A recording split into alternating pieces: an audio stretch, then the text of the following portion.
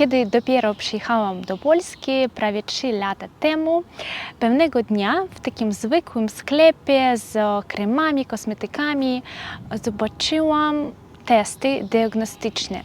I jako lekarz nie mogłam przejść obok i oczywiście zaczęłam je oglądać. Byłam pod wielkim wrażeniem dwóch rzeczy. Pierwsza to różnorodność i druga dostępność. W tym filmie porozmawiamy na ten temat, ale zanim zacznę, proszę zasubskrybować mój kanał.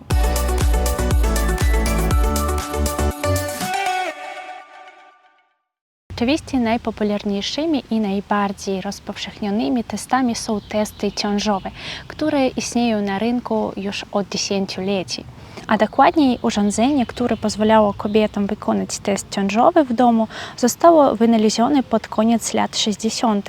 XX wieku, ale dopiero kilka lat później, a w niektórych krajach kilkadziesiąt lat, trafiło je na półki sklepowe i apteki. Jednak w dzisiejszych czasach nie można zaskoczyć testem ciążowym. Istnieją testy o różnej czułości, które mogą wykryć zajście w ciąży od pierwszych dni opóźnienia okresu. W polskich sklepach i aptekach jest wiele testów ciążowych i mogę powiedzieć, że na Białorusi też, ale chyba to jedyny rodzaj testu, który jest i tam w obfitości. Z innymi testami jest wszystko inaczej. Nie wszystkie kobiety i dziewczęta wiedzą, że także istnieją testy owulacyjne. Takie testy pomagają zaplanować ciążę i określić najbardziej płodowy dzień okresu.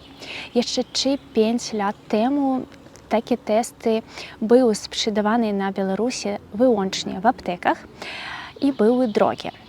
Nie wiem, może coś się zmieniło. Jednak w Polsce zaskoczyło mnie to, że takie testy można kupić w zwykłych sklepach i w bardzo przystępnej cenie. Wyglądają one zasadniczo tak samo jak testy ciążowe i nie różnią się sposobem stosowania. Pod pewnymi względami testy te można zaliczyć do najbezpieczniejszych środków antykoncepcyjnych, jeśli weźmiemy pod uwagę, że stosowanie ich prawidłowo pozwala przewidzieć dzień owulacji. Teraz porozmawiajmy trochę o mężczyznach. Okazuje się, że istnieją testy dla określenia płodności u mężczyzn. Krótko mówiąc, testy te określają, czy mężczyzna ma wystarczającą liczbę plemników, aby zapłodnić komórkę jajową. Szybki test płodności męskiej wykrywa białko akrosomalne SP10, znajdujące się w plemnikach. Ten test jest bardzo specyficzny dla plemników i jest obecnie używany do szacowania stężenia plemników w nasieniu jako pomoc w określeniu przyczyny niepłodności.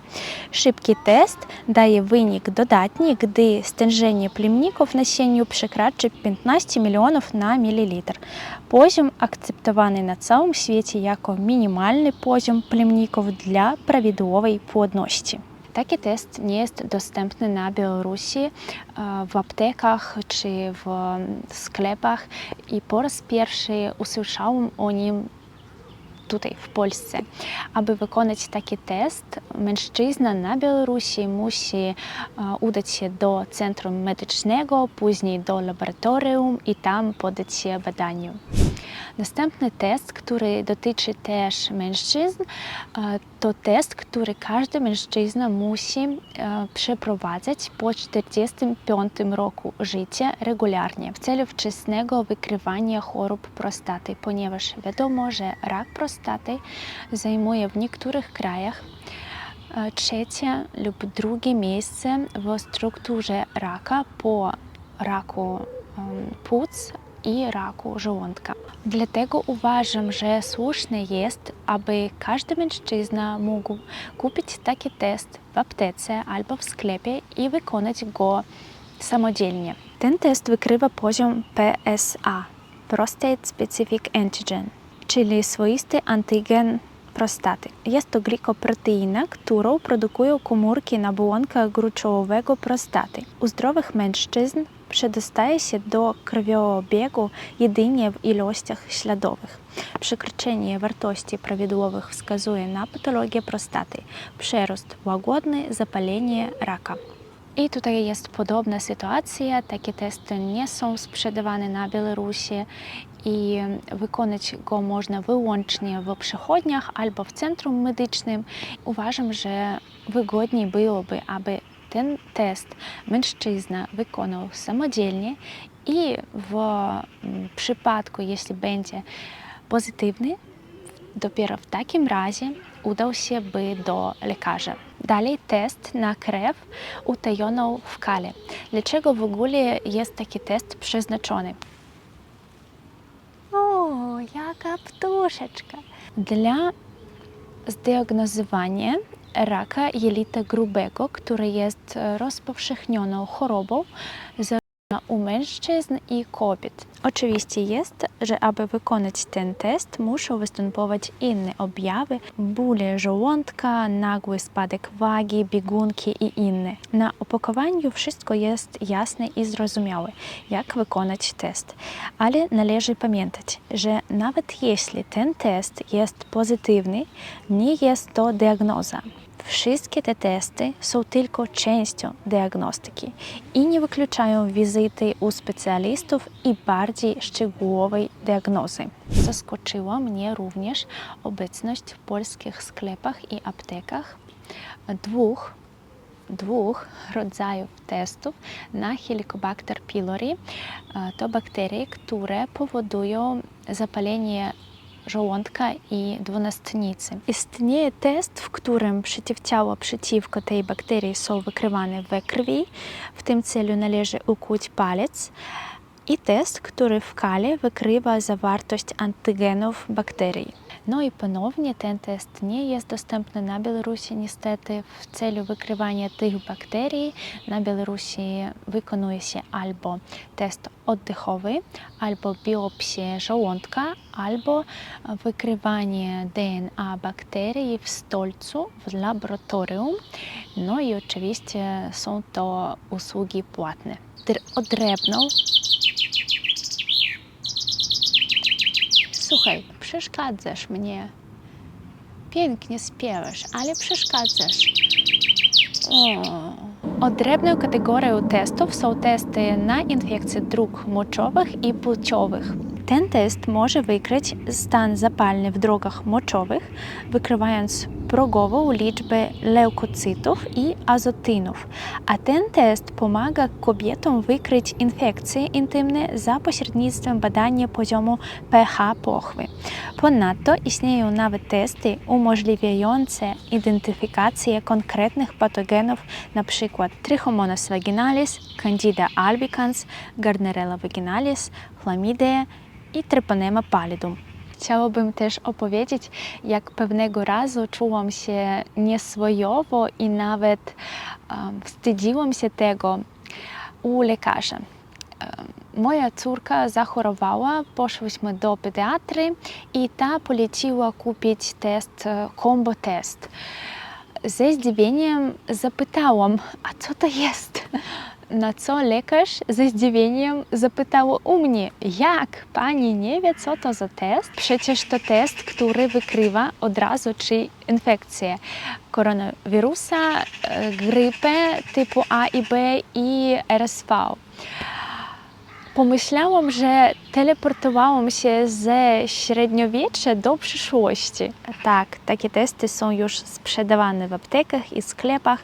Myślę, że nie trzeba dodawać, że na Białorusi nie ma takich testów, choć widziałam na stronach internetowych aptek, że są w dostępności dużo testów na koronawirusa. Również w Polsce odkryłam dla siebie test na anginę, który zawsze mam w domu, gdyby ktoś będzie miał ból gardła i gorączkę, ponieważ wiadomo, że zwykłe sezonowe wirusowe przeziębienie nie ma potrzeby leczyć antybiotykami, natomiast anginę wywołaną paciorkowcem grupy A należy leczyć antybiotykami.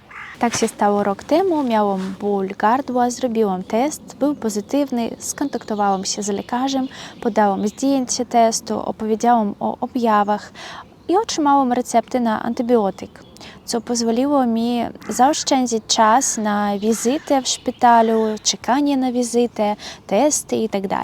Dlatego też radzę kupić taki test. Jeszcze chcę pokazać, jakie testy dla samodzielnej diagnostyki mnie również zaskoczyły w Polsce. Test nietolerancja glutenu plus celiakia, test witamina D do oznaczania stężenia witaminy D we krwi, test na menopauzę domowego użytku, test na anemię, poziom żelaza we krwi, test na boreliozę z krwi. Ten ostatni test jest bardzo aktualny, zwłaszcza w ciepłych porach roku, kiedy kleszcze atakują ze wszystkich stron. No i myślę, że też muszę kupić taki test na wszelki wypadek. Można jeszcze długo wymieniać i opowiadać o różnych testach diagnostycznych, które są dostępne w Polsce, ale myślę, że na tym kończę. Chcę tylko podsumować. Takie testy to doskonałe, nowoczesne i niedrogie narzędzia, które pomagają lekarzom i pacjentom wcześniej wykrywać choroby, które oszczędzają czas i mogą nawet uratować życie w przypadku stosowania w odpowiednim czasie i zwrócenia o pomoc do specjalisty. I moim zdaniem takie testy powinny być powszechnie dostępne zarówno pod względem dostępności w różnych punktach sprzedaży, jak pod względem ceny. Bardzo ważne jest informować ludzi o istnieniu takich testów, jak je stosować i jak interpretować wyniki. Jeśli ten film podobał się Wam i był interesujący i przydatny, pamiętajcie, aby nacisnąć kciuk w górę i napisać komentarz dla rozwoju mojego kanału. Zdrówka i do zobaczenia w kolejnych odcinkach. Cześć!